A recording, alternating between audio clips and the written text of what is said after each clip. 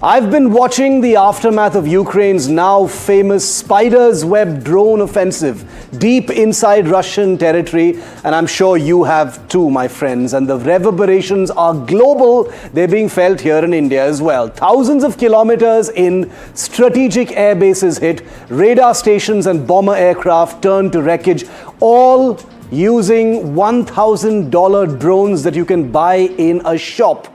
And all this just weeks after India's own drone-supported Operation Sindoor against Pakistan. While the contexts are very different, there are 5 big lessons India must absorb because the age of warfare is changing very fast. So this is my list of the lessons India must draw immediately from what's just happened in Russia thanks to Ukrainian drones. Number 1, drone warfare is not a trend.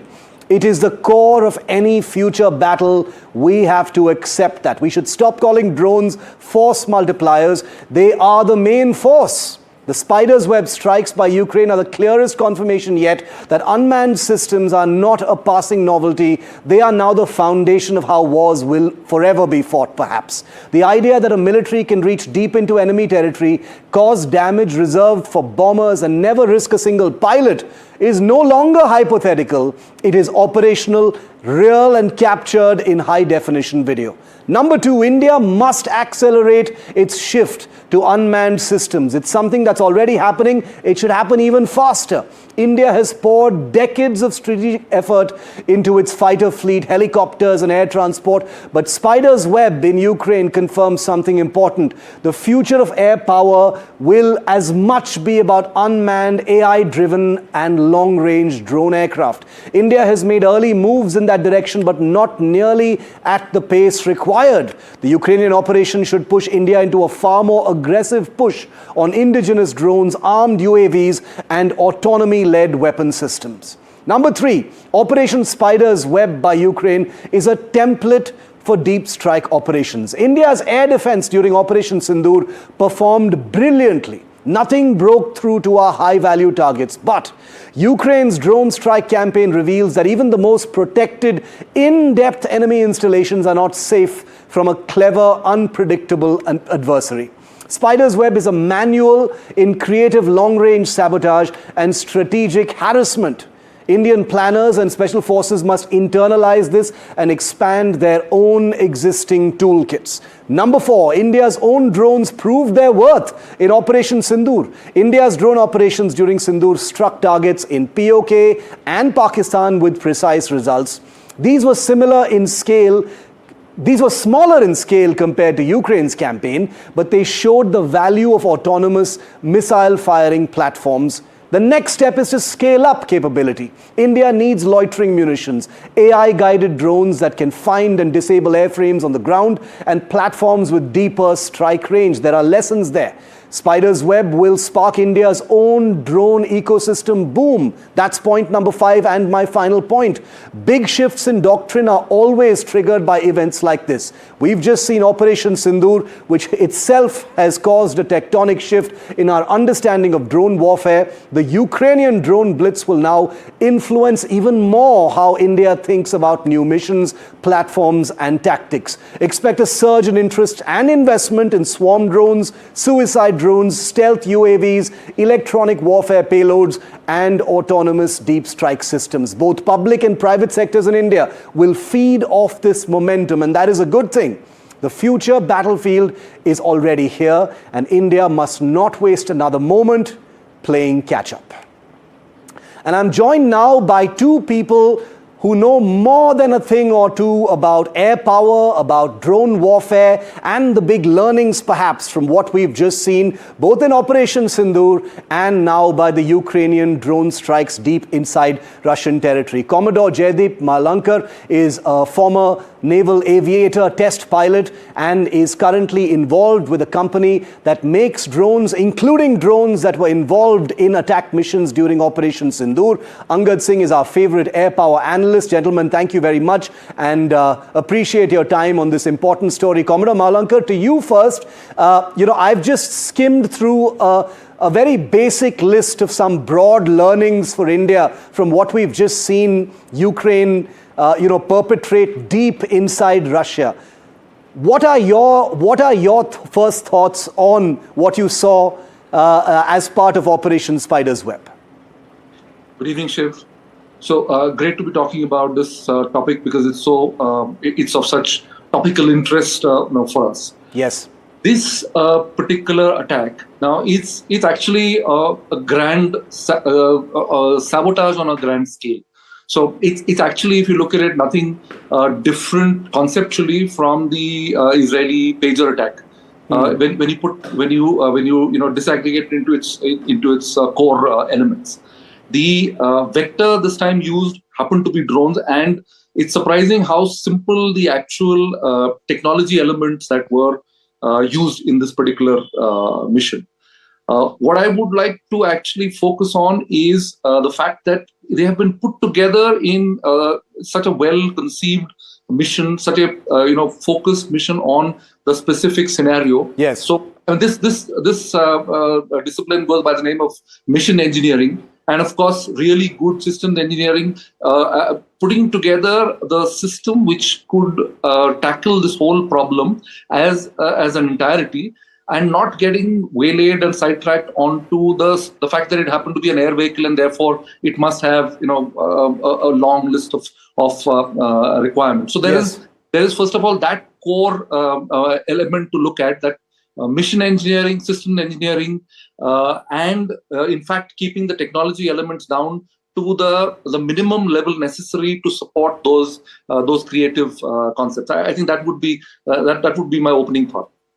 Angad, your opening thoughts on this in the context of what we're discussing today, learnings for India, but also just generally because under the skin we know this is an operation that had 1 million moving parts, obviously very complicated. But what's so galling about what Ukraine did is that on the surface of it, it looked so incredibly simple. Shiv, thanks for having me. Let me just start by saying that the danger, the risk you run when you share space with Commodore Malankar is that he will make all the points that you were going to make. So let's start by saying, absolutely echo what he said, which is that this was a planning masterstroke. The meat and bones of this operation happened in the last 18 months, not yesterday. Yeah. And no, the symbolism of what happened and how it happened is inescapable, and I think the lessons for us about how to take something simple and low cost and achieve outsized effects have to be learned. Commodore Malankar, the easy thing to think about sometimes is, and on TV we always tend to oversimplify things, so forgive me in advance, but we spend so much time talking about aircraft and combat aircraft, conventional aircraft and things, and then an operation of this kind takes place and completely changes the way people look at warfare. Is there some new thinking required? I'm asking you because you've been in those conventional aircraft, you've tested them, now you're on the front lines of this incredible new space, like you said, which is very much what we've just seen play out. So if you really look at the full scope of this operation, I mean, there are the technology elements which, like I said, kind of actually have been kept down to the simplest manageable level. There was a kind of a sequence of elements that had to work. The fact that the containers had to pass scrutiny and not invoke suspicion. The fact that they had to be delivered to specific locations. The fact that those locations had to have a reasonable access to the air bases. So there was a particular. I mean, there was a set of elements that had to kind of events that had to kind of fall into place. Yeah. But the other part to look at is the whole, the operational art elements of what they have put together. The fact that they have identified their mission on the basis of what are their strategic imperatives. The fact that they're running out of SAMs, they've got an unreliable source of their resupply. The fact that they would never really be able to match up resource, and therefore they have to be able to match up on a confidence and psychological dominance of the enemy. So the fact that they're trying to project themselves as technologically far superior, the fact that they're trying to project themselves as far more audacious, so it kind of informs their whole all their actions. So whether you look at it in terms of technological prowess, all their USV attacks on Sevastopol, their marrying of USVs with R-73 missiles, all of them are kind of in that same chain. And as far as the audacity part is concerned, the Kursk offensive, these are all the same kind of elements which trying to establish psychological dominance. So it's not just focusing on the technological aspects of it, which is sometimes a mistake that we tend to make, wherein we just quickly start drilling down into requirements of equipment and focus overly. I think certainly in the media, I think we focus overly on the equipment and not so much on the operational art. And then finally, you take it down to even the strategic communication. I'm getting all the non-swarming and non-drone bits out of the way first, because I'm hoping you will spend some time on swarming as a core element, because that's another thing which we should spend a few minutes talking about. But even to finish this thought, the strategic comms aspect of it, I mean, the fact that the president is talking, the fact that he gave such a content-rich briefing, every line literally had stuff to go into and research. And the fact that there were even those few barbs and maybe I don't know whether they were true or just misleading statements, but the IW elements of driving the Russians into a counterintelligence internal subversion kind of paroxysm, which itself is so debilitating to a system. So I think overall, perfectly bookended, comprehensive attack. I think you're absolutely right, and I think the psychological dominance, the message that this actually sends out, to the Russian leadership, to Russia, is as important, and that's why my next question was going to be that, and I promise my next question to you, Commodore Malankar, will be on the swarming aspect of it. I know that's something you love very much, and we'd love to learn a little bit more about that. But Angad, speaking about psychological dominance, this was a planning masterstroke. The message, of course, is, we can hit you at your most protected areas, no matter how far they are from, our area of operations and where, the quote-unquote war is actually taking place. Tell us about how many things, in your view, needed to go right for this to be executed successfully, and how that in itself is a psychological message. I'm glad you asked that, Shiv, because that is a huge part of how this went down. Yeah. And it's also a cautionary note, right? This is an operation that was 18 months in the making, and a lot of belligerents around the globe, ourselves included, may not have the luxury of that time. May not have the luxury of. It sounds horrible to say luxury when you say it in this context. Yeah. But the luxury of a 3-year war within which to plan an 18-month drone strike, the availability of that time and space. But this highlights how important the right elements of technology are in executing a mission like this. Where the drones, the autonomy, the low cost, the off-the-shelf technologies that were obviously rapidly put together, smuggled into Russia at various points and assembled at various locations, and then. The assumption, of course, is that it was remotely triggered. Yes. And you had these roofs slide open and drones head out. So to get all that right, I don't want to take anything away from them by saying it's a matter of luck, and that's why I think Commodore Malankar and I agree on the fact that the planning behind this has just been exquisite. To get all these elements, different moving parts, different. Challenges. Yes. There's a technological challenge of getting your drone and its payload to the aircraft, but then how do you get the drone into Russia? How do you get the drone onto a truck next to the airfield, and so on? Those are much more mundane but no less important challenges that went into this. So overall, just an incredibly impressive strike. Truly impressive, and one can only imagine how many things, like I said, needed to go right for this to work out completely. And how a single piece of this entire sequence going wrong could have disrupted the end result probably completely as well. Commodore Malankar, as someone involved in the drone space, not in some vicarious way, but directly, because drones developed by New Space, the company that you're associated with, have been, I know, used in Operation Sindoor and in offensive operations as well. What are learnings for companies like yours and for India at large, considering it has just used drones for the first time, at scale in an operation? After looking at what Ukraine has done, are there any direct learnings? We know we've seen stories about AI being used to target specific areas of aircraft. You wanted to touch upon the swarming aspect as well. Tell us about that, sir. So this was an attack of what I would call at best proto-swarming, in the sense they've used drones en masse.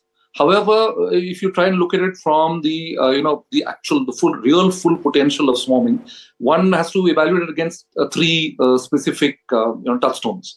The first one is the use of mass to create something greater than the sum of the parts, which is largely towards wide area ISR. Now, in this case, the target was static. I mean, I think I should spare no effort in, no opportunity to point out that airfields are static, and airfields are the easiest objects to find. Within the airfields, the targets that were intended were again large objects, so not at all hard to find. And the fact that they chose an FPV style of operation meant that they didn't really have to go through the ISR phase of it. This may not necessarily be true for more dynamic kind of missions, because they had literally 18 months wherein this particular mission requirement remained completely relevant. I mean, they could have predicted this mission requirement 2 years back. Yeah. So in that sense, the first part of it, that is the wide area ISR, the ability to harness a large number of robots to cover much larger areas in a much more robust manner than drooling about a J-Stars kind of platform, which even if it could cover the area, would be so brittle in terms of being susceptible to being brought down. The second major portion is the fact of pulsing attacks. Now, that's something which typically is what people imagine when they hear the word swarms. Yes. Which is multi-directional, simultaneous kind of attacks. Here, because they had kind of slipped under the counter-UAS umbrella by positioning themselves right up against the perimeter walls, probably, of the airfields, they had probably the luxury, maybe a Sunday, I don't know. It's got all those old style Pearl Harbor kind of elements. On a Sunday. So whatever it is, they seem to have a fair amount of freedom to operate and pick their targets. You can see it from some of the videos that there is one actually picking one. He says, "Oh, somebody else has already taken this target. Let me move on to the next one." So they probably did not arise a need for multi-directional attacks on single targets, because the targets themselves were actually fairly soft and fairly susceptible to even a single strike. I mean, a fuel tank is a fuel tank, irrespective of what aircraft it is all about. The third part, which is parallel attacks. Now, actually, this is a characteristic of air power in general itself. The fact that you can address all layers of the enemy, right from his front line to his command control centers and all the intervening layers in terms of logistics and all those elements. The fact that air power addresses that, but that happens at a campaign level. That's it's a much bigger machine to put into play. Whereas with the fact that you can harness large numbers of robots together, you can actually address all of them simultaneously. Now, in this case, I would say they did parallel attacks on a geographical spread, but the target type was kind of identical across the full spectrum.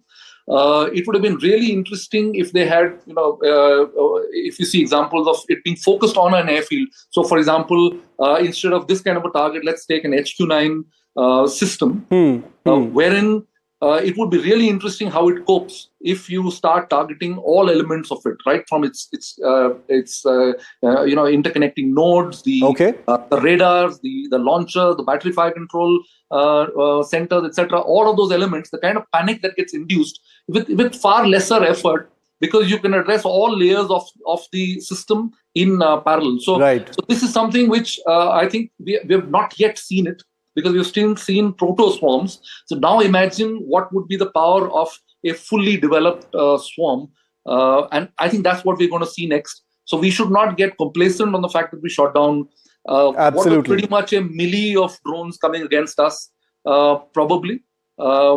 Next time around, they might be far better organized. Hopefully, we will also have this capability harnessed pretty soon. And I'm sure we definitely will. There are lessons that are going to be absorbed for sure from the pictures that we're seeing on our screen and stuff that we aren't seeing on screen as well. Angad and Commodore Malankar, as always, very, very illuminating. Thank you for your time and your wisdom on this evolving, complicated story. But it's been my honor to get your words on this story here on India Matters. Thanks very much to the both of you for joining me. My pleasure.